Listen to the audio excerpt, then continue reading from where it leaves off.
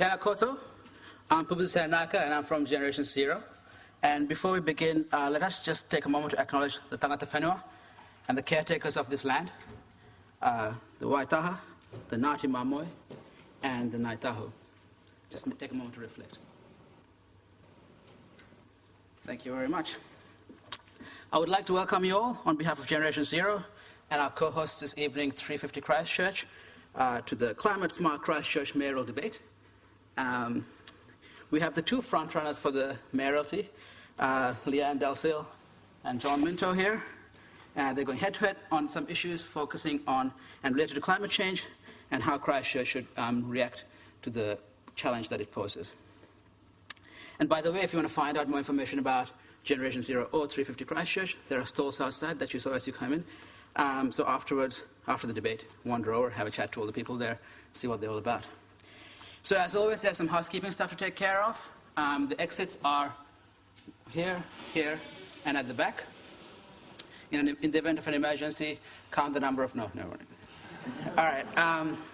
The toilets are just through this door on the far end of the hall. And if there's an earthquake, stay put, and then we'll gather outside on the lawn. So as you are all aware, climate change is a massive challenge to our collective future. And every bit of science that comes out reiterates how urgent it is that we must act.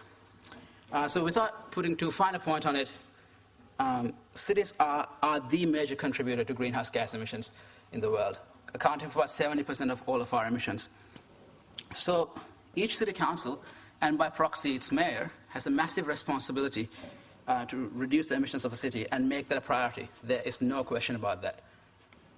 To put this challenge into context, I want to talk about a NASA study that came out a few months ago, which stated that the Earth is warming at a pace that is unprecedented in the last 1,000 years. We're seeing stuff that we haven't seen before. We're in uncharted territory.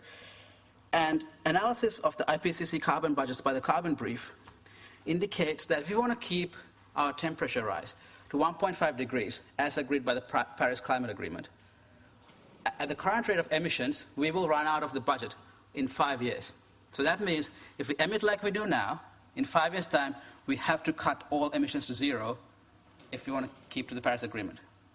Think about that. That's in a very short amount of time. So make no mistake, the challenge is huge, and the solutions will seem radical. And we can't afford to make small incremental changes and hope that it all turns out fine, because the physics will not care about our human efforts, right? The physics will happen regardless of what we do. So when you listen to the mayoral candidates today, I want you guys to remember this context and listen carefully and see whether they're actually up to the challenge. So anyway, to find out what their vision is and what they will do about this, I want you to introduce to our officially awesome moderator, Catarina Gutierrez from the Ministry of Awesome. So Catarina is a startup activator at the Ministry of Awesome, a proud New Brighton resident, and a conscious cycle commuter. Catarina works tirelessly for small business in Canterbury. Her true passion lies in supporting women in business and making cycling fun and normal again. And as a surfer, she also cares deeply about the coastline. So please give her and our candidates a warm hand and enjoy the evening and get informed and get out and vote. Thank you very much.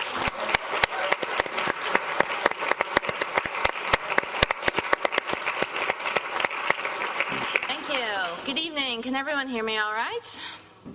All right. So thank you to Generation Zero and 350 Christchurch for hosting this debate and myself this evening. As someone who loves this city, it is really an honor to be here tonight. And hello to those who are tuning into the live stream. That's that. So a little bit about how this evening will work. So there are 3 sections to tonight's debate. There are questions that the candidates are prepared to answer already. There's a section, the second section, in which they have not heard those questions before. And the third section is where we ask you, the audience, or those online, to submit your own questions or vote on questions that have been submitted by others in the audience. So some of that information is up here on the screen on how to participate. It's really simple, so I encourage you to get involved and think about what you want to ask while we go through those first 2 sections of the debate tonight. So you should also all have a piece of paper or some paper around you and pens to write down your submissions if you wouldn't want to put it online necessarily, and we'll walk around to collect those as well during the break after the second section. Great. So I will ask a question to each candidate. They'll be given a set time to respond. Often this is referred to as a 3-3-1 or a 2-2-1 format. So they will be asked those questions, and we have a timekeeper here, Gabrielle. Hi. She will be keeping our candidates on track as well as myself. So let us get started. The first question is more of an open address. So each candidate will be given 5 minutes to answer this question, and we'll start with Lianne. Lianne, please give a brief introduction about yourself, your overarching views on local body governance, youth engagement, and the challenge of climate change. Each of you will have 5 minutes. Thank you. Thank you very much. And kia ora koutou katoa, and can I thank Generation Zero and 350 Christchurch for this wonderful opportunity to come and have a conversation about things that matter to the future of our planet. I'm Lianne Dalziel. I was born and raised in Christchurch. I've lived here all my life. I studied law here when the law department was just a floor in the James Height building, so some of you are old enough to remember that, so it wasn't any trouble finding the location tonight. I served the city as an MP for several years and then ran for mayor. I didn't do that because I wanted to. I actually did that because I felt I had to.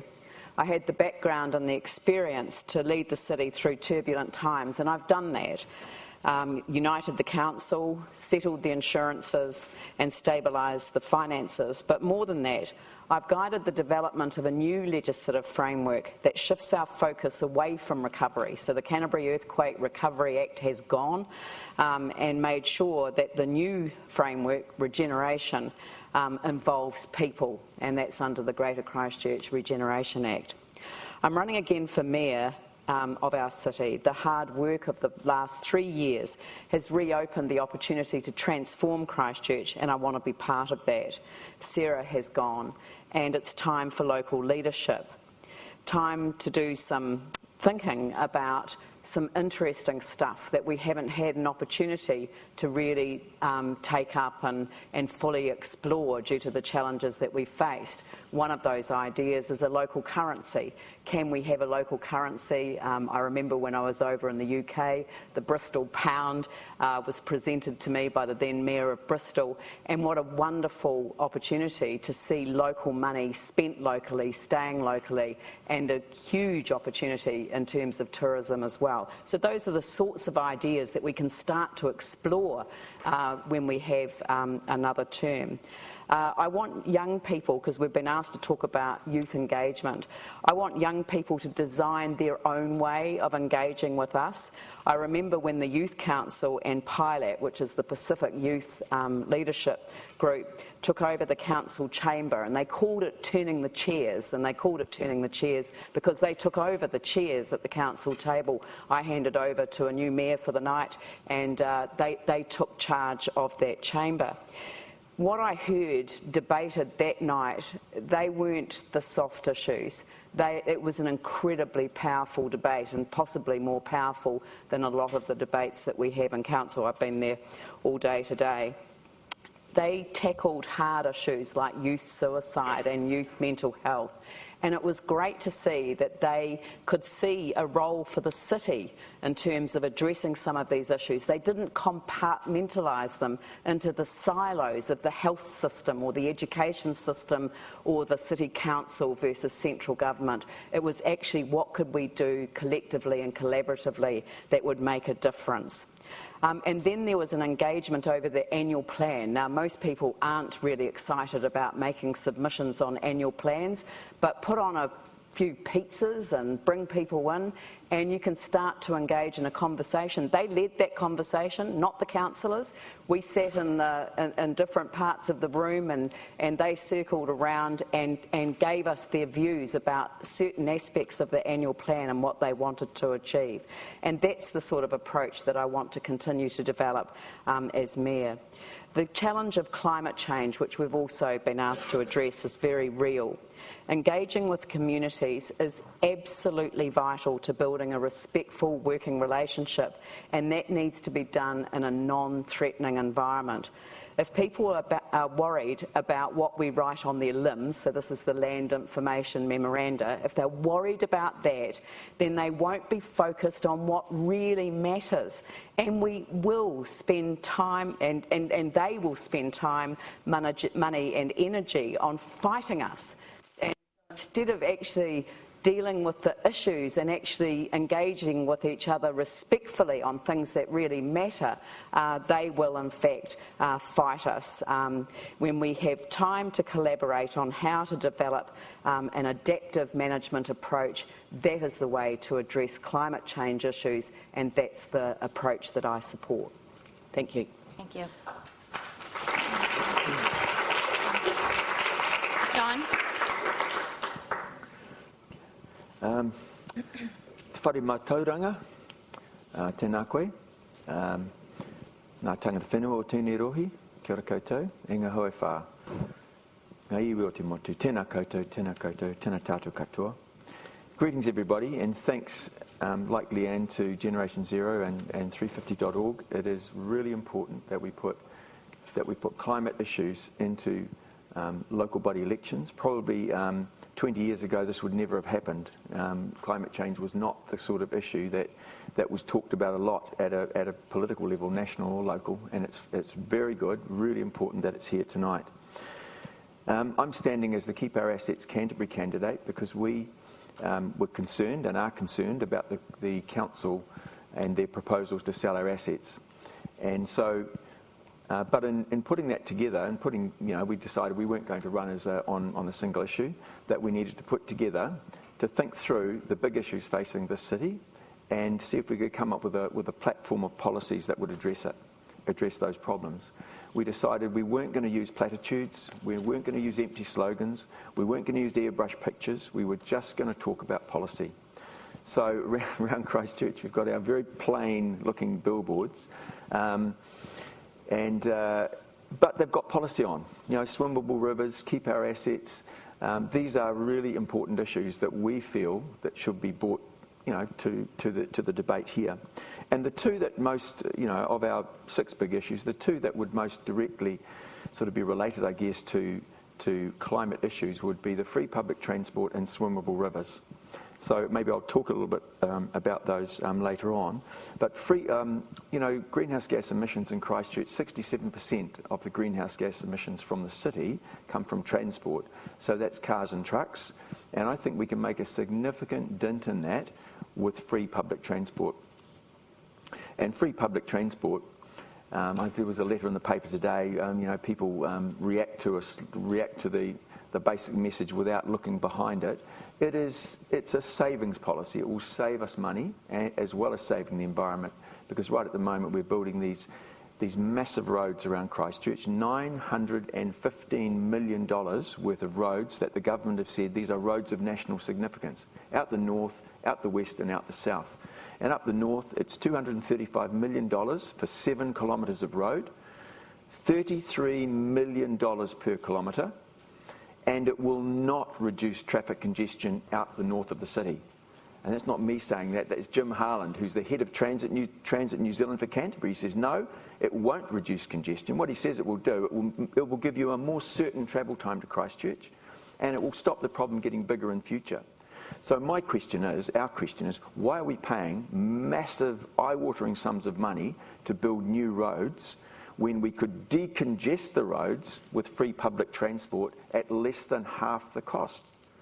Because ECAN collects about $20 million in bus fares each year, and if you look at that 920 million, some of it has been spent and some of it has been committed, but what I'm saying is we've got massive sums of money there.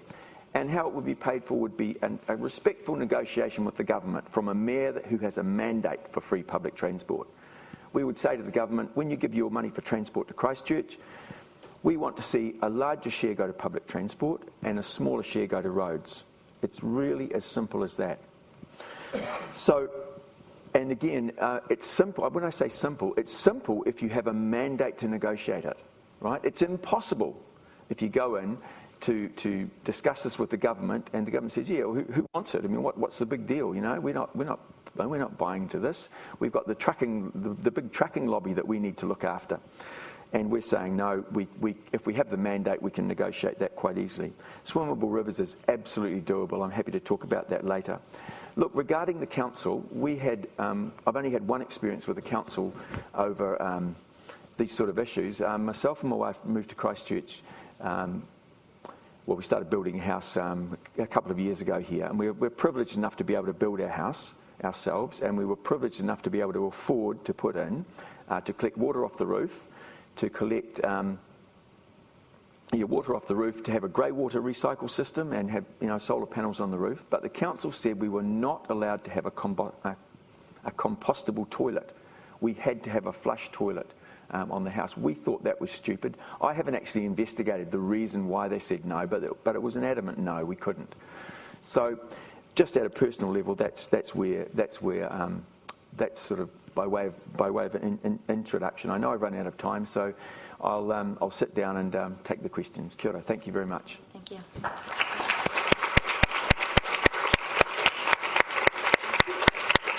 So as I mentioned, this section are prepared questions. It's a 3-3-1 format. So the next question goes to John. He'll have 3 minutes to answer, Lianne with another 3 minutes to respond, and then John with 1 minute to make a final comment on that. Can we hear the bell real quick? Yep, so that's the sound either one of you will hear if you have run out of time. Please be respectful of that. We tried to get a bike bell, but those are not as loud. So we'll start with the second question. So regardless of what actions humanity takes, some effects of climate change are inevitable. This is particularly important in a coastal city like Christchurch. How do you propose to address the issue of sea level rise in Christchurch? We'll start with John.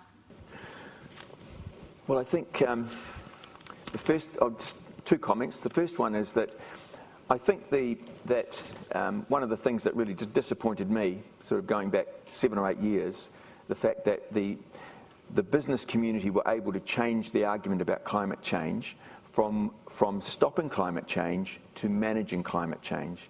And if you have the managing climate change approach, then automatically you're saying, well, we're sort of accepting that this is going to happen and we're just going to try and mitigate it. What I would say is that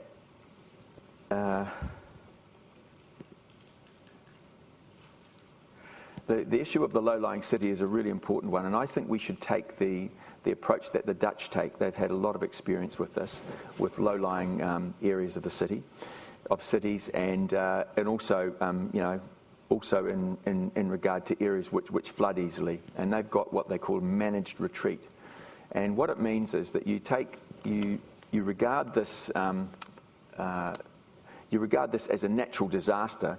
It's just one that hasn't happened yet, right? And so the government steps in, and it is a community responsibility to look after those people, not just put onto the individual. So what's written on the limb, the people out in Brighton, I understand why they don't want that written on their limbs. In fact, it's out in the public anyway, and so in terms of selling their homes, everybody knows that there is that issue is around. But the point is, they should not suffer as individuals. Christchurch is bigger than that. The country's bigger than that. We have to be able to look after people who find themselves in that situation. If I can just say something that's slightly something we mustn't lose sight of. The fact that it's like the elephant in the room. The elephant in the room, I think, is free market capitalism. And free market capitalism is on a collision course with the environment, and only one can win. If we allow free market capitalism to win, then in fact we all lose. The environment has to win, and that means enormous changes. It means, and if the environment is going to win, we have to have enormous changes in the way we run our economies. We have to have economies that run for people rather than people working in economies where a tiny number of people become exceedingly rich at the expense of everybody else. Kia ora koutou.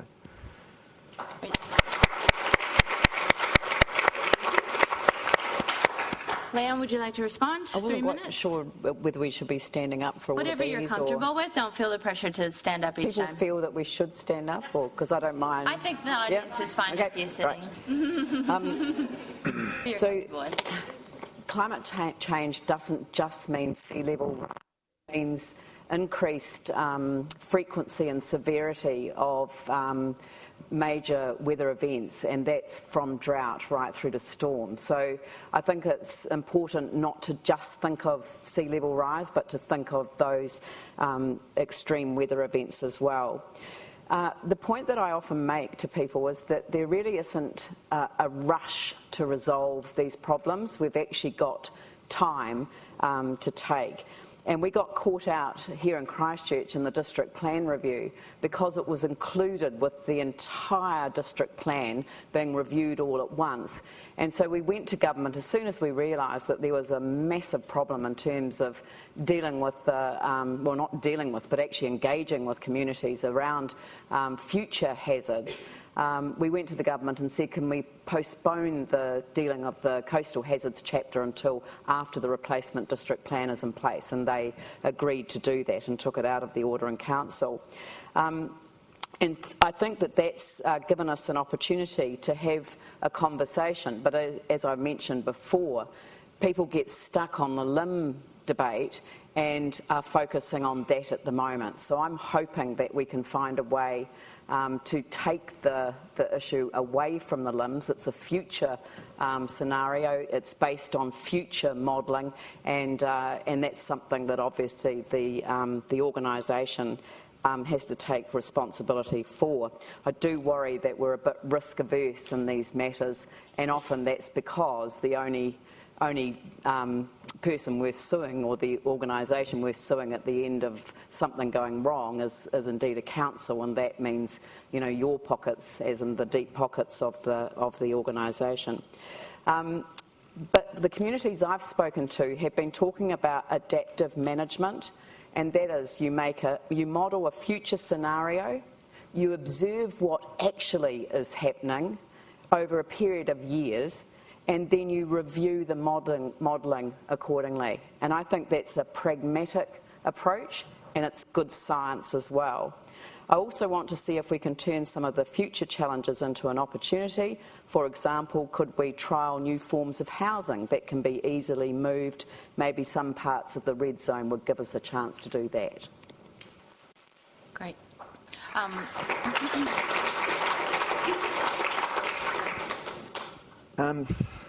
Well, I'd like to think that Christchurch City could be a leader rather than a follower on this. New Zealand nationally, we are slow followers on climate change issues, dragging our feet as much as we can. And all the governments around the world that have this free market capitalism, which they are, running under, they're all dragging their feet as slow as they can into this on these issues of climate change. We can be a leader. We can be far more assertive than we have been on climate change. I want to say two things, a positive and a negative. The positive one for the council, I was really delighted to see Vicky Buck today say that the oil and gas exploration off the coast, which was approved by the government in the last few days, she said it was lunacy. Well, I agree, absolute lunacy, and it is an outrage that can happen in the face of climate change, an absolute outrage. And we should be angry, and we should be determined to do something about it. Thank Is you. it the end? Kia ora. I didn't get my second one in.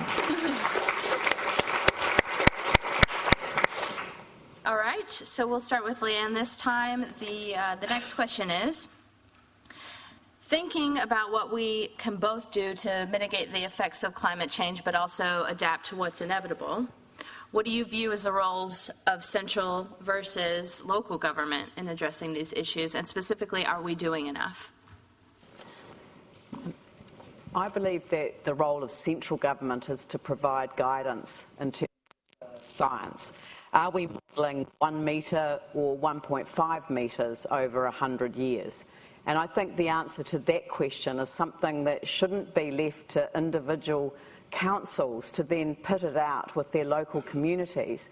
Central government should be playing that leadership role, establishing the guidance and making sure that it's good guidance, quality guidance, and not based on a political view, but actually based on the evidence. I'm very much in favour of an evidence-based approach to this. The jury is not out on this issue. I think that sometimes people think that it is, but it isn't. We experienced the 1 metre scenario in Christchurch and some parts of Christchurch during the earthquakes.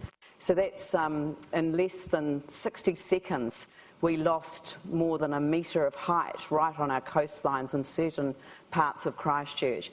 What have we learned from that? What could we then contribute to the understanding of what the impact of a 1 metre sea level rise would be in the future? I would have thought Christchurch would be an incredibly interesting place to explore that particular question. Government should also provide guidance on the risks that we face, but the tolerance for those risks, that's a democratic local decision. So it is not a decision that should be taken by central government, it is a local decision, and it is not a scientific or an engineering assessment. I think that, I heard John use the phrase managed retreat. I know that a lot of the people in the East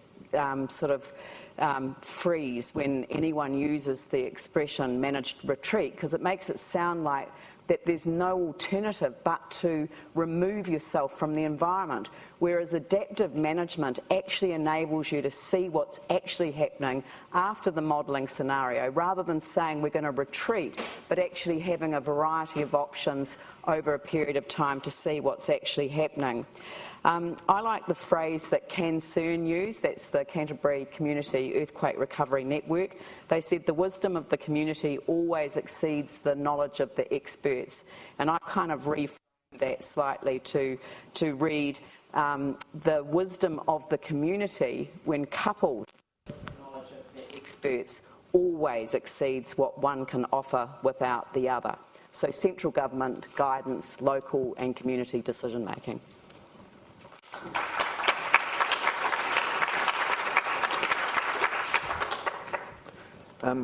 I heard Lianne speak at the time of the Paris conference last year, speak to a rally down by the river, and Lianne talked there about Christchurch being a carbon neutral city and working towards that.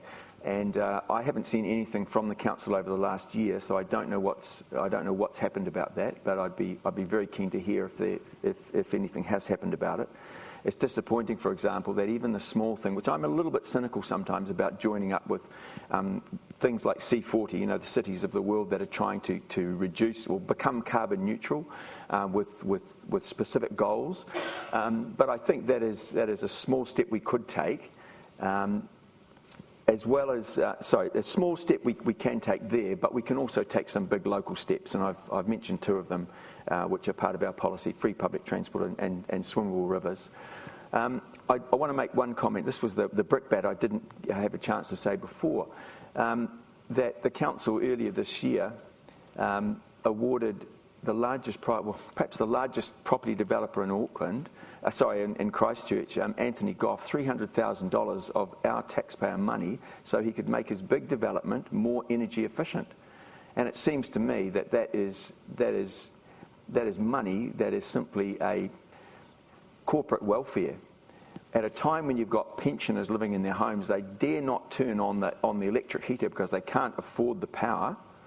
We've got this big property developer getting this $300,000 windfall from the council.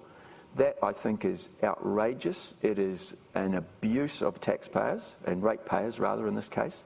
And I think that if that's the only thing I've seen announced from the council about sort of energy efficiency, climate change in the last year. So I think that's incredibly sad. I think, coming back to what I've said before, I do think, and I know I'm probably going on about this, but I do think those two big issues, we're looking at free public transport to quite dramatically reduce the greenhouse gas emissions from the city. That is real leadership. That will be seen internationally as real leadership. And I think Christchurch should think big, think bold, and look at an issue like that. Swimmable rivers, the Heathcote and the Avon. Heathcote and the Avon, there's no reason why we can't have the goal to make those rivers swimmable.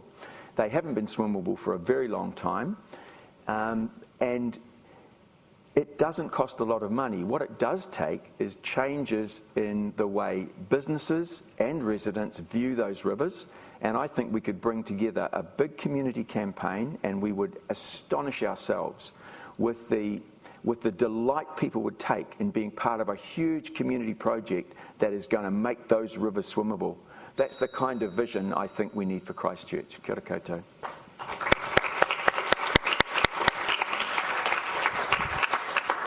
The question that I addressed was the roles of central versus local government in addressing issues relating to climate change with respect to both mitigation and adaptation. And I think it's really important that we take that question seriously. And the reason is that if we are going to be able to have these hard conversations with communities that are challenged by future impacts, then we actually do need to have central government taking a leadership role and establishing the guidance so that we can, in fact, have those conversations.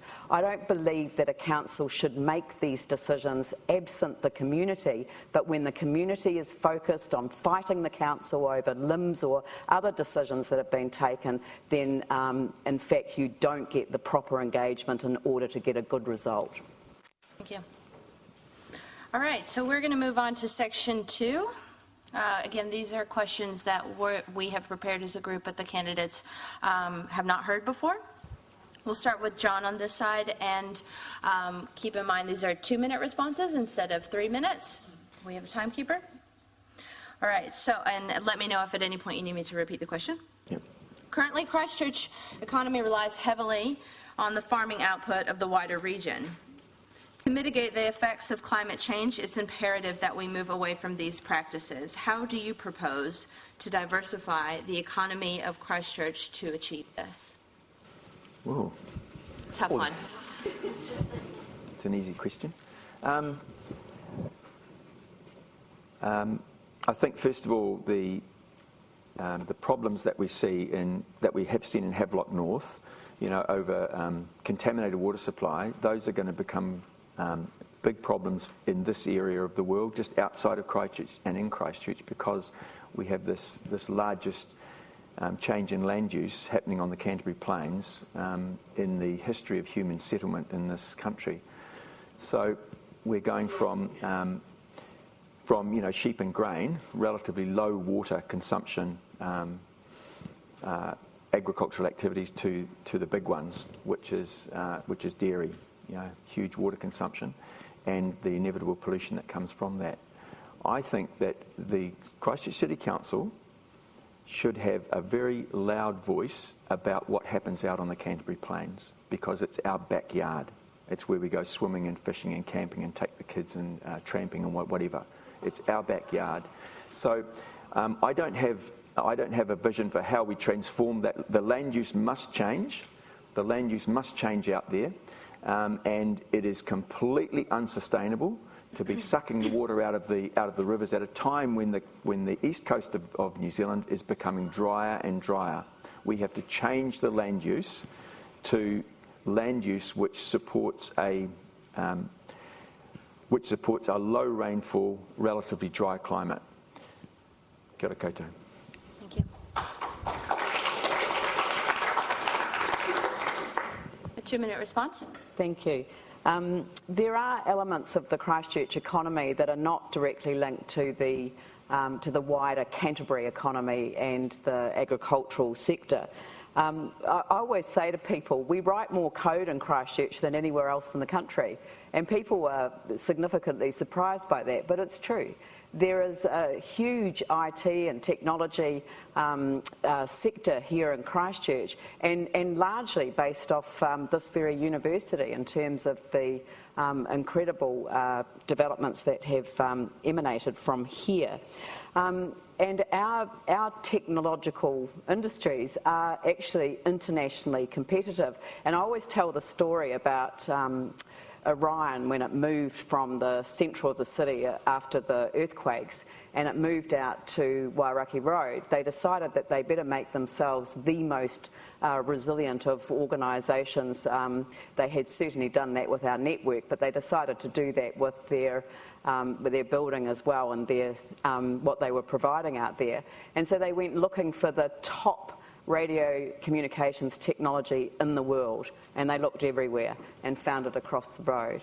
So, you know, there is a lot going on here, and I think one of the really exciting things that we want to promote in the next term is to have the idea of the student visa and the talent visa having a Christchurch lens so that people can stay here, not to work for someone else, but actually to explore social entrepreneurship, to explore co-working spaces and to explore other opportunities that we can see developing in the central city through EPIC and others. So that's the approach that I think we can take to make ourselves more resilient against the damage that's done to the environment and the regional economy.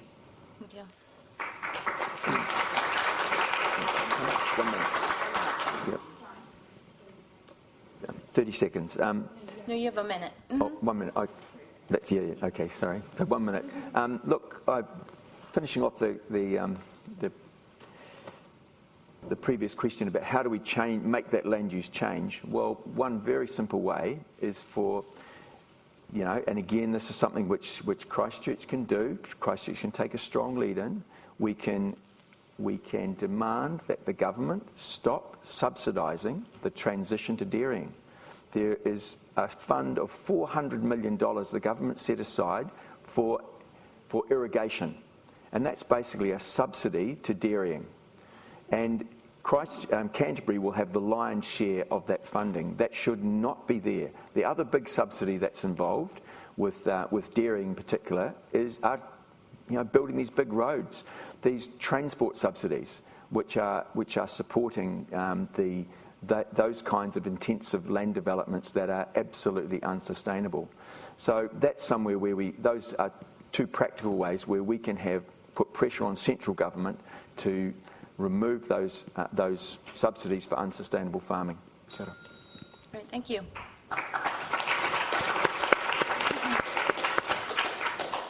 All right, question 2, we'll start with Lianne on this one. Participation in local governance issues is very minimal. How do you propose to increase engagement across a wider cross-section of society, particularly among younger citizens?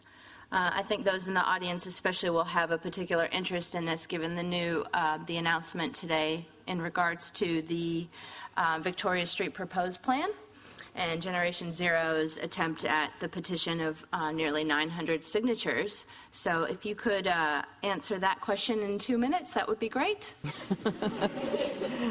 Sorry. I think that the key to participation is actually not setting up processes that suit the council as an organisation and invite people to participate with the organisation, but actually to reach out to communities and ask them to devise how it is that they want to engage with the council. And that was the example that I gave earlier on about how a group of young people came to the council and said, this is how we would like to engage in terms of the long-term plan, but also how we'd like to engage in terms of getting some of the big issues debated at the council table. And that's kind of a beginning of an approach. I think that sometimes having objections and hearings, so a proposal goes out, objections are lodged and hearings are held, doesn't necessarily engage people in what are the best outcomes for that community. So the new Regenerate Christchurch legislation actually does provide for, rather than having objections and hearings and appeals, it's about reaching out to the community, engaging with the community and coming up with a regeneration plan that then is able to be implemented by whoever's proposed it. So that's the sort of approach that I favour, and it's a much more engaged process in terms of local decision making. Thank you. All right, John? I think there's a lot of talk, and there's been a couple of editorials in the press recently about voter apathy. I do not accept that there is voter apathy. I think there is voter disillusionment. There is disillusionment with the political process at the national level and the local level. Voting numbers have been dropping. And if we get 40% of people voting in this election here in Christchurch, the pundits will regard that as a pretty good result. The fact is that disillusionment has come about through neoliberalism, that we've had successive National and Labour governments which have driven hundreds of thousands of families in New Zealand into poverty. We have this massive inequality which has grown. A tiny number of people have become obscenely rich at the expense of vast swathes of people who have been just left on the sidelines. And even now, employers would prefer to bring people in from overseas to run their free market economy than they would to pay better pay to workers here in Christchurch to get people engaged in work. Now, the point I'm making is that I think that to rebuild that trust, we need to show, if people are going to have a trust in the system, then I think the system has to change to reflect what people need, not what big business needs. So I think the living wage is a really important issue. It is one where the council can set the example for the rest of the community, not just the living wage, but which is living wage is $19.80 an hour, rather than the minimum wage, which is $15.25 an hour. And I think the council can set that example. Much better pay and secure hours of work. And I think that we should also look at, and our campaign has looked at, rebuilding that trust and confidence in democracy is by putting forward proposals where the entire community can work together to solve them. And I think our policies do that. Kia ora.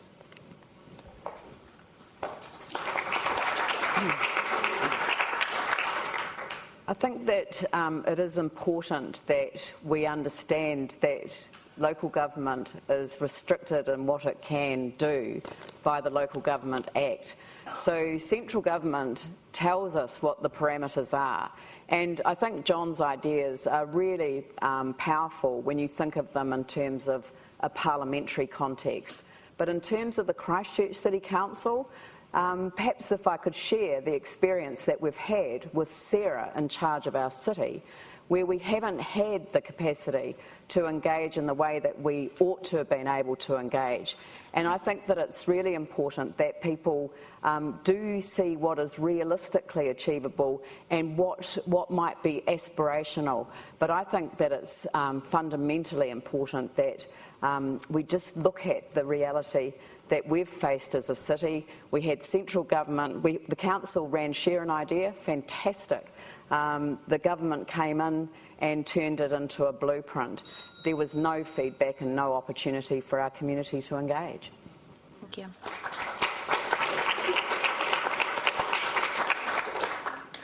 So I'm going to play with some extra time here because I think this is a really important question. So I would love to hear from each candidate and maybe give you 2 minutes each to respond to that. But how do you actually ensure engagement? I hear words like system change being thrown around. In a citywide discussion, how do you ensure engagement specifically? Because there are people in the audience who signed that petition and it still didn't seem to have the effect that we were expecting. So if you could address that, that would be great. I'll start with Lianne.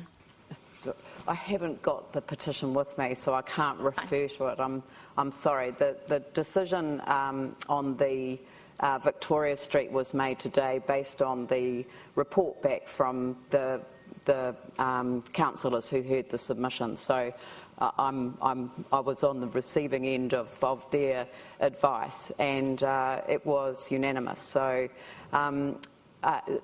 So I'm struggling because I don't know what the specific in general, then if we could discuss maybe, I've heard the system change over here from John, specifically in citywide discussions and ensuring engagement from a wider community. How do we actually achieve that? Well, any specific examples? But I mean, the example that you used was Victoria Street. So again, you know, a central government plan controls the central city, and Accessible City is one of the chapters in the Central City Recovery Plan.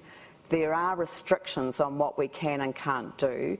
As I understand it, there was a difference of view around the amount of car parking. There's been a reduction overall in the amount of car parking that's available in that area. That didn't go down so well with some of the retailers. In the United States, the approach that they've adopted there is to start with a bit of a trial and let people see that actually once you have a cycle-friendly, pedestrian-friendly environment, that in actual fact business gets better.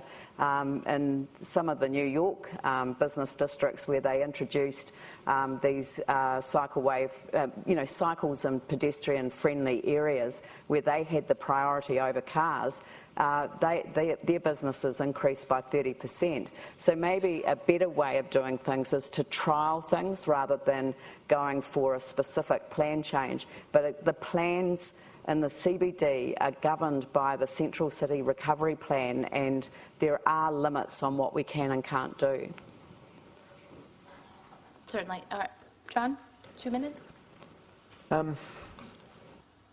think the policies that we put forward are not aspirational. They are real policies that can be delivered now. I'm not aware of any significant restrictions. Well, I'm not aware of any restrictions, in fact, under the Local Government Act, which would prevent us from putting these policies in place.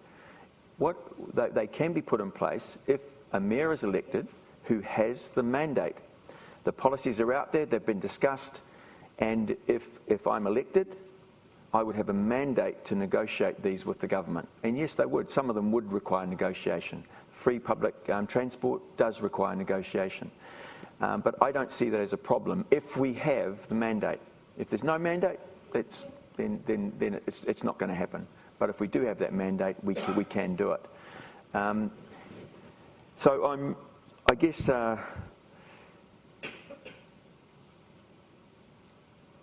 I think thank you. The whole issue of re-engaging people is an incredibly difficult one. You know, there are some people I know who say there's no point in even discussing it. That change will be forced on us when marginalised people finally get up and start throwing bricks and stones. Right? When we have a few riots, then someone will take notice. I think we've got to try and be positive and forward-looking, and I think, again, that's what we're trying to do. In a sense, the policies we're putting forward are to address that 60% of people who will not vote. We're trying to give some belief back to people who've had it wrung out of them over 30 years of the most vile policies, economic policies, that have been around for at least 70 or 80 years. Kia ora. Thank you. All right. So that concludes section 2. We move into the interactive part where those in the audience and online are able to engage with the mayoral candidates. So keep in mind the website above me to submit a question and or search for other questions that you would like to vote up for. There are also pieces of paper floating around and some pens that the team will collect during this break. And then we will gather back in a few moments to start with that section. Thank you. Kia ora everyone, my name is Rosalie. I'm part of the Generation Zero team here in Christchurch. Just before we kick into the third and final section of this evening, I just wanted to draw your attention to our local election website up here. So the team has been working incredibly hard over the past month or so to interview and score all candidates running for ECAN and City Council, including our two mayoral candidates here tonight. We have been pretty thorough. We've asked some questions related to climate change, urban planning, transport and natural hazards. So if you want to know who your climate champions are, I suggest you go on to localelections.nz and click the Christchurch tab and have a look. We would really appreciate you spreading the word about this so that we can get as many informed voters out there as possible. I think that was all I was going to say. I'll hand back to Catarina now to give us the third and final section. Thank you.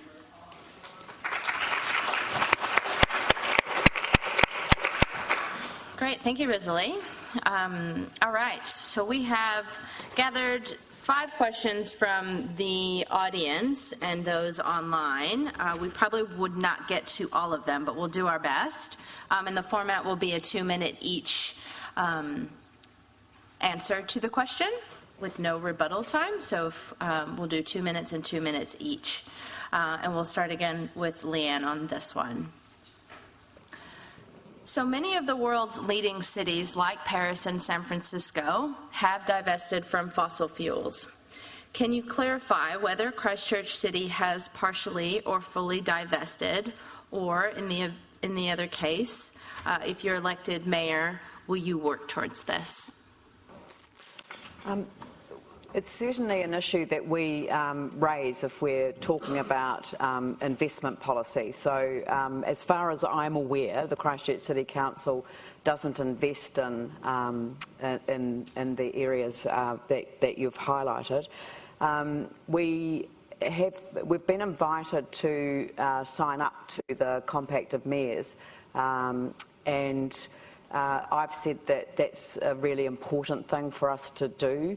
And so we've put money on budget in order to make sure that we can deliver on it, because I don't want to sign up to a compact that we actually can't deliver on. So we've actually got quite a way to go as a city because of the decisions, I guess, that were taken in the immediate aftermath of the earthquakes. We've got a lot of ground to make up. We saw buildings that could have been repaired being demolished. That puts us way behind the 8 ball in terms of the embedded energy that was released. So there's a lot of work to be done in terms of getting our city up to scratch in terms of meeting these obligations, but I'm certainly committed to ensuring that we are able to do so. Thank you.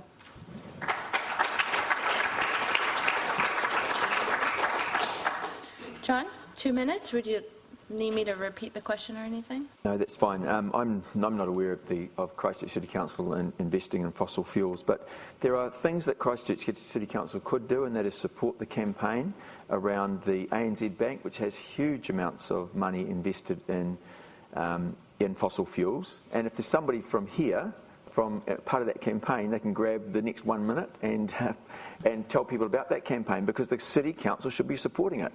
I'm not sure who the City Council banks with, for example, but the City Council has lots of ability through its big say in the local economy to bring pressure on businesses, either behind the scenes or publicly, on issues of public importance like this one. Kia ora. Right, thank you.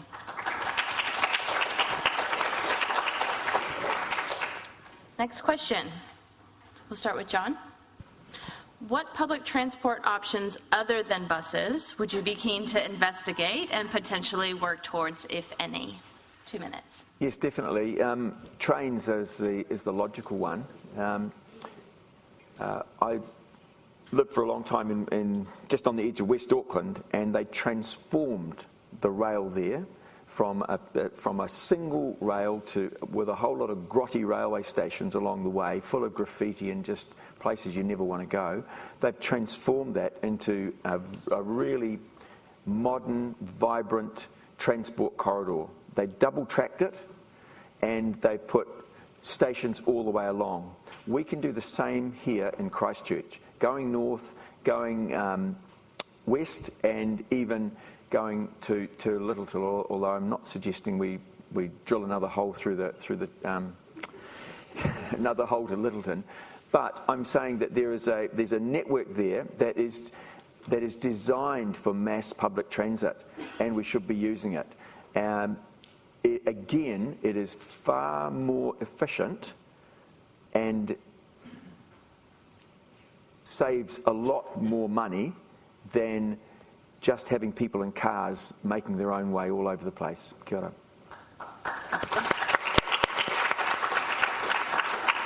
I totally agree with John around the use of our rail network. We've got to stop thinking about it as railway tracks or railway lines and start thinking about it as a transport corridor, because that will give us the opportunity to trial new technologies that are coming. And I don't think we should get locked and wedded into buses and trains, because, I mean, buses can drive on tracks nowadays and then come off the tracks and drive on the roads. You know, there's lots of developments happening. Think of the electric buses that are coming, the autonomous vehicles that are coming. I mean, everything is going to change in a relatively short space of time. So we should be thinking about corridors, and actually the airspace above it might be of relevance too when you think about some of the technologies that are being developed. So, but I think it is really important to think about using those corridors, and for example, even if trucks can be taken off the roads, that will also make things speedier, so trucks and buses onto the tracks. There are so many opportunities to do that, so that's something that I want to do. But, you know, for heaven's sake, give us back our bus system before we even start with anything else. ECAN runs the bus system, it controls the routes, it determines who the contracts are with. We don't control those decisions as a city, we only have ECAN undertaking that role. So I'm supporting candidates that are running for ECAN that will agree to transfer that responsibility to the city. Thank you.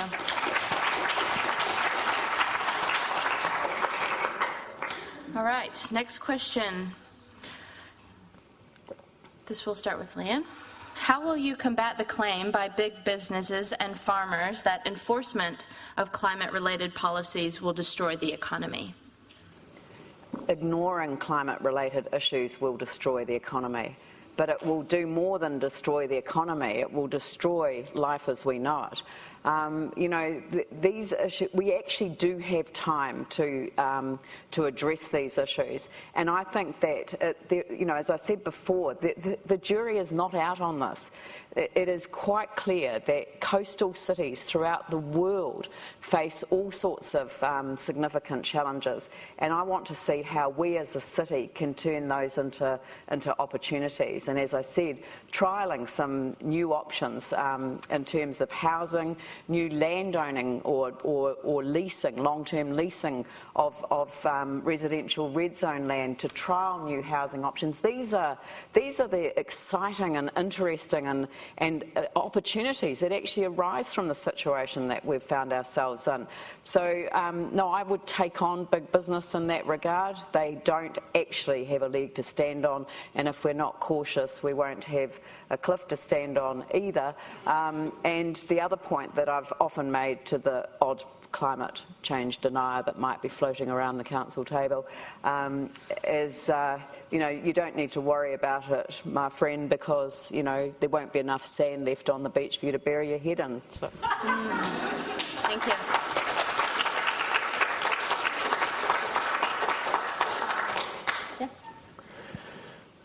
Yes, big business always squeals very loudly whenever they are under pressure to do anything that they don't want to do. I said before about this issue of climate change. At its heart, I think, the elephant in the room is this free market capitalism versus the environment. And the three things that I think we could do: we should stop the irrigation subsidies for the transfer to dairying, we should stop the big transport subsidies, and we should build the cost of the damage to the environment that these unsustainable farming practices are causing into the taxation system that they pay. So we're actually got a community, as a community, we are subsidising the destruction of our environment for private profit. It's not on, and it has to stop.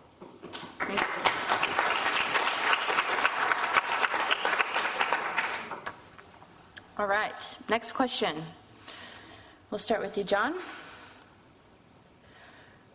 How will you encourage homeowners and small businesses to embrace new environmentally friendly technology?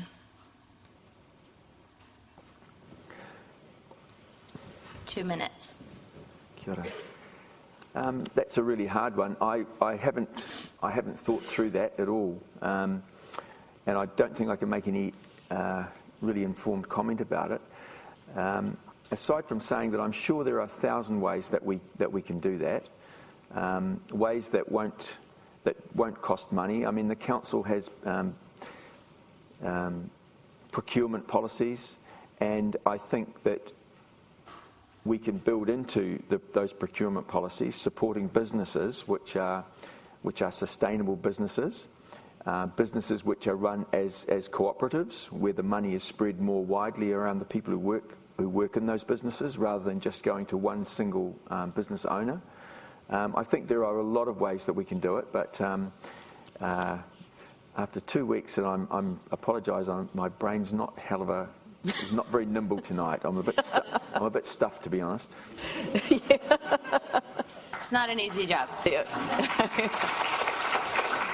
Yeah, we started our pre-council meeting at 8 o'clock this morning, and I'm with John on that one. My brain is fried. So, look, in terms of the encouragement, and it is just encouragement that you can give in this area, we actually tried to write standards into the district plan, and the government made a submission which was upheld by the independent hearings panel and made sure that they came out. So, again, look, I hate to be the killjoy. I feel like I'm here, sort of saying, the reality that we face, and it just makes me sound miserable. But that's because I am, and there's nothing I can do about that. But what we can do is we can actually encourage people to do it. So I'll use the example of Melbourne. So in Melbourne, they have all the high quality standards around environmental standards and everything around their buildings. They didn't put it in their plan, but their corporate tenants refuse to rent the properties if they don't meet those standards. So actually the consumer can control this, but the consumer needs quality information in order to make those decisions. So we do need to get businesses on side in terms of only wanting to work out of those environments that meet those high quality standards.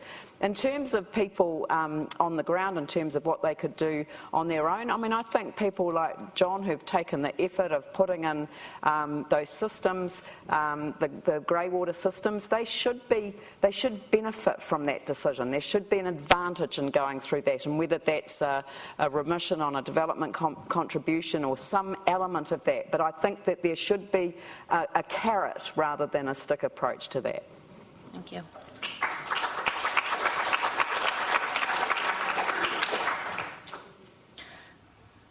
This is going quicker than I thought, so we're actually at the final question. So thank you both for thinking on your feet with those already. All right, final question. Over to Lianne first. Any ideas about how the residential red zone could be used in the fight against climate change? And the residential red zone is enormous, so it's over 4 times the size of Hagley Park, so that just gives you the perspective. So the opportunity to, in my view, trial things in that area is also enormous as well. But it also gives us an opportunity to think about things like stormwater. So how do we introduce natural wetlands again to actually improve the quality of the water before it goes into the river? So there are huge opportunities around the residential red zone.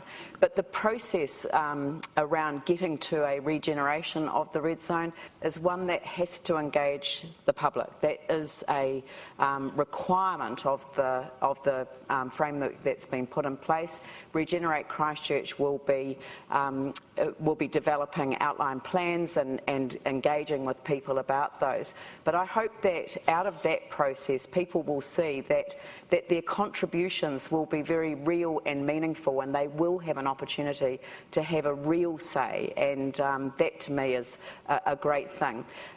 In terms of the other opportunities around the reinstatement of wetlands around the river, is that if you do that, you can move the stock banks further out, which actually gives greater flood protection as well. So there are enormous benefits in thinking about this, not just from the future of the city and what the residential red zone will offer to that in terms of an eco-recovery, but actually an enormous opportunity both in terms of climate change and protecting the quality of our water. Thank you. All right, over to you, John. Any ideas on the red zone? Well, as a mayoral candidate, I've filled in 2 online surveys about what I think should be in this residential red zone, and the 2 ones that I personally like the most are the regenerating native forest and the wetland.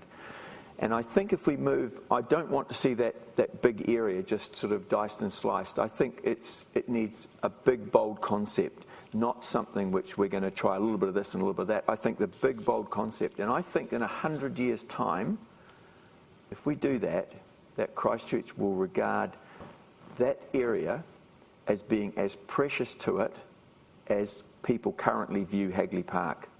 So it becomes a taonga for the whole city. Kia ora koutou. Thank you.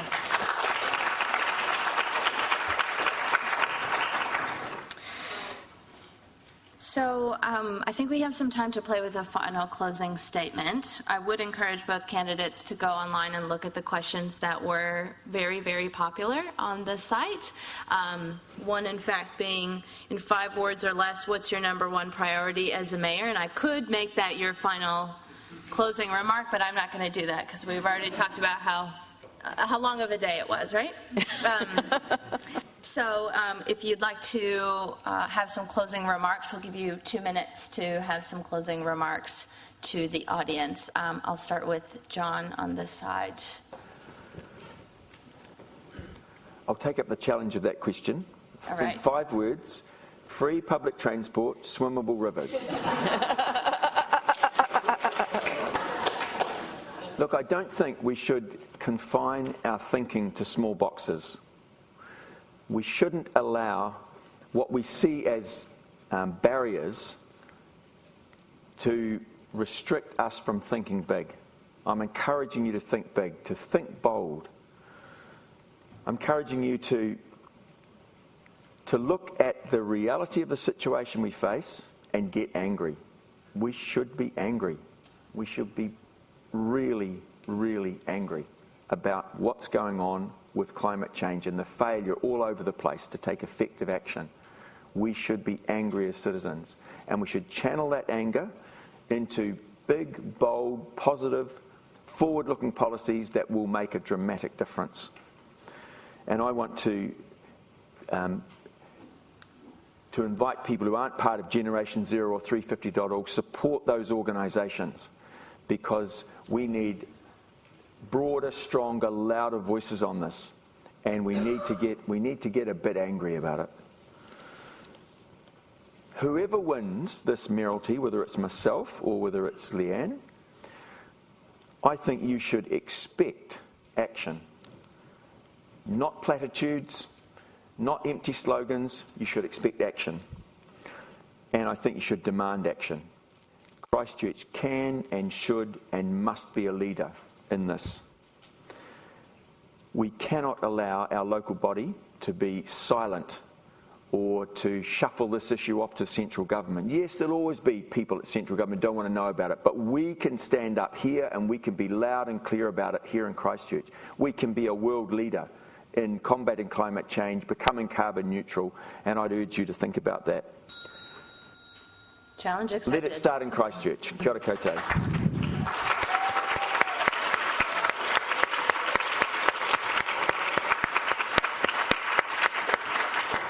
Look, I totally agree with John that it is so important that we do take a leadership role on all of these issues. I think it is important that we face up to the challenges of climate change, and as I say, it's not just sea level rise, it's also about the frequency and severity of storm and drought events, the extreme weather events, which we can see internationally are becoming more and more common. So those are the issues that I think that we do need to front up to. But where John and I disagree is that I think that in order for us to truly engage our communities, nervous, fearful communities who live in our coastal environments, we can't end up having a dispute over something that doesn't matter right now. We actually need central government to say, this is the science, this is how we're going to apply it. You then have that conversation with your own communities, and I think that would help us. I see enormous opportunity in this city still, and that's why I'm running for mayor again. I want to take the experience that we've had over the last 3 years and now recognise that Sarah has gone. The new legislative environment gives us a chance to do something quite different in terms of what we've been able to do before. So even though I might have described myself as somewhat miserable in regards to the reality of the Local Government Act and some of the legislative decisions that government has taken, I actually am really confident that we can turn this huge disaster that we've experienced into an incredible opportunity. And actually, we've had a tragedy. It would be even more of a tragedy if we didn't take full advantage of that. Thank you. Thank you.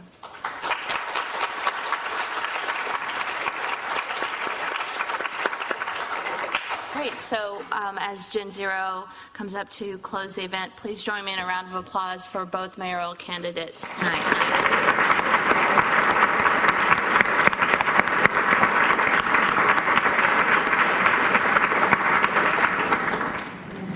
Thanks so much, Catarina. Have you all had a good evening? Yeah. Hope so. Awesome.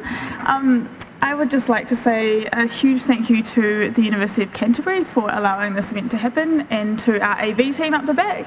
Can we give them a round of applause?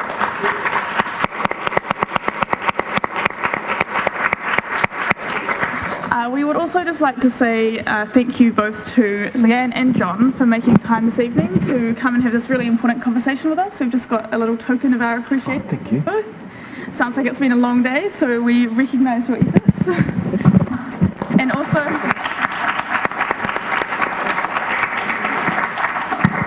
and finally, could we have a massive round of applause for our spectacular moderator, Catarina from the Ministry of Health.